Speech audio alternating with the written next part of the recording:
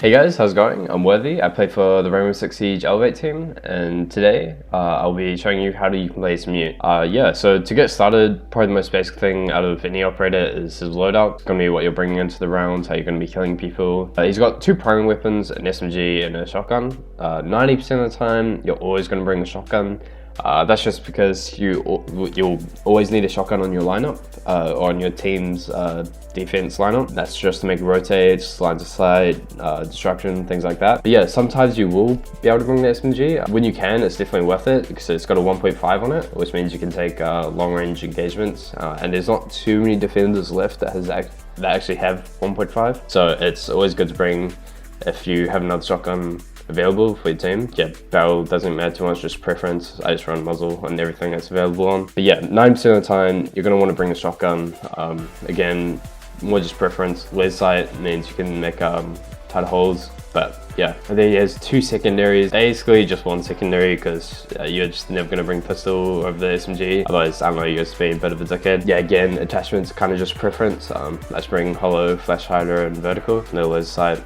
But yeah, basically always bring the SMG. Finally, he's got two secondary gadgets as well, a nitro cell and a bulletproof. Most of the time, you'll be bringing nitro cell just to get free kill if you play it right, obviously. Free kills is always good. But if your team is lacking a lot of intel, like no Valkyrie, no Maestro, no Echo, then you'll probably want to bring bulletproof just so your team has more info. But then again, you can always make another operator switch to a bulletproof just because the nitro is so valuable. So yeah, most of the time you'll be running shotgun, SMG, and then nitro cell. Okay, so the first in-game thing that I want to go over is sort of mute's responsibilities. Kind of want to go over the biggest mistakes I see a lot of new teams make. Basically, mute's responsibility is kind of an anchory supportive role. Going to be making a lot of lines of sight, a lot of rotates. But like you see here, this is a pretty basic setup that a lot of pro league teams use. But yeah, basically your job is going to be actually setting up the strat, making sure it looks good, making sure it actually works. But the biggest mistake that I see a lot of new players make, first of all, they don't even use their shotgun.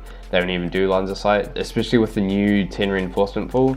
There's really no excuse not to. You have pretty much all the time in the world. You can just force your teammates to do all the reinforcing for you. But basically, they commit no time to actually helping their roamers as well, which on a map like Coastline especially, where your roamer is going to be doing all the heavy lifting for you, really a massive mistake. Because obviously, the easier you make their life, the easier your life on site is going to be. And obviously, the better chance you have of winning the round is how easy everyone's job is. So yeah, basically you want to open hatches for rotate, actually make rotate. Any lines of sight that they might need, you could do, I don't know, you could probably do feet holes, make it a bit scarier for an attacker to drop. Basically anything that could help you roam out that you should do, just make their life easier. Obviously you'll have a better chance of winning the round. Okay, so the second thing that I want to talk about is mute's primary gadget, which obviously is mute jammers. For me, they serve two primary roles, which is war denial and drone denial. But he also has some passive effects like lion and Derby calls getting counted.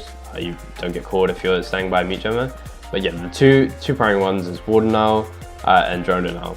So if you put a mute jammer by reinforced wall, it means that the attackers won't be able to open it unless they either MP or Maverick or get vertical on the mute jammers. But yeah, if they don't get that, it means any Thermite, Hibana, or an Ace, they won't be able to get the wall open unless they actually get rid of the mute jammers. On a map like Coastline, hard reach isn't brought too often. It means you can commit your mute jammers upstairs rather than just putting it on the wall. Especially helping your roamers with mute jammers is going to be really beneficial to you on site. So you're going to kill a lot more time. The biggest mistake that I see a lot of new mute players do is put their mute jammers in really easy to shoot places. And as a mute, you want to make it as hard as possible for any attackers to get rid of them. You want to kill as much time as you possibly can. And if you put it in a spot like this, where the attacker doesn't have to expose himself at all, you can just shoot it from the door. It's only going to kill like 1 or 2 seconds until they find it and just shoot it. So as a mute player, you want to find spots a bit like this where it's really difficult to get rid of it without like exposing themselves, or they just have to find a new way to drone. So if they make a hole here, they'll have to drone around it. You just want to kill as much time as you possibly can. That way the attackers have as little time as possible to attack you on site and obviously clear their roamers out. But yeah, Third and final thing that I want to talk about is how you want to play as an aggressive or roaming mute. Playing a lot more aggressive with your mute gems is how any other roamer would play, but basically you just want to give a simple explanation on how you want to play with your mute gems. If you know that an attacker can't join a certain spot, you want to play pretty aggressive around it, because obviously they're going to have to face check, which means that they're not going to be able to just pre-aim where you're sitting. They haven't joined you yet, obviously. So you want to play as aggressive as you can. But if they do get rid of your mute jammers, don't be afraid to just fall off. Especially with your 1.5 times, you can play a lot of long angles, which means you can just hold a pixel angle and wait for them to face check, or wait for them to try and peek you and get 3 kills that way. Another way you can play as a roamer is doing pre-play C4s and just waiting for an attacker to walk over it. It will happen quite a lot even if you get a teammate to do it, get them to pre-play C4. Once the attacker walks over it, you can just explode it and get a free kill. Alright, thank you guys so much for watching. Hopefully you took something of value or learned something new out of this video. Make sure you come watch the Rainbow Six Siege Elevate team. Your support would be much appreciated. Yeah, until next time, thank you for watching.